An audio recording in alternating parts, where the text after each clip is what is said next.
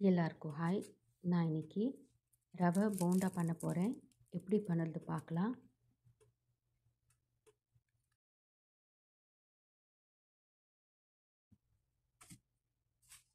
ஒரு பவுலில் 1 கப்பு ரவை, 1/2 கப்பு தண்ணி நல்லா மிக்ஸ் பண்ணிவிட்டு ஒரு 10 மினிட்டு அப்படியே மூடி வச்சிடலாம்.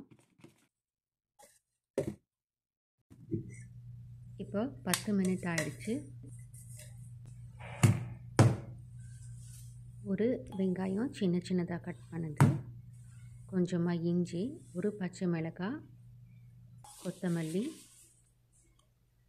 பச்சை மிளகாய் உங்களுக்கு காரத்துக்கு ஏற்ற மாதிரி நீங்கள் ஆட் பண்ணிக்கலாம்.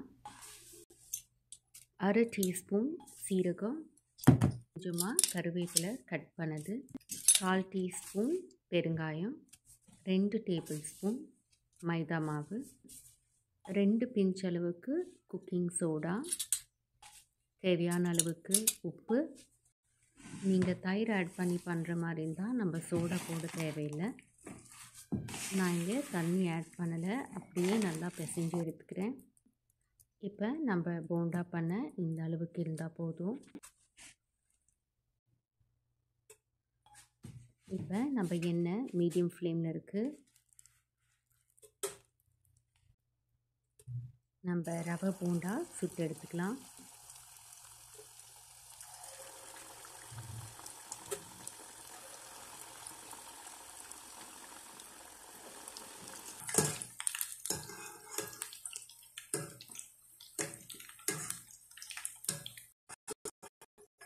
அவ்வளோதான், நம்ம ரவை போண்டா ரெடி ஆகிடுச்சு.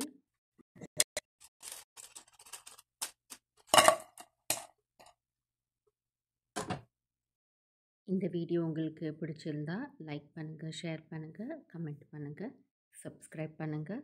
தேங்க்யூ.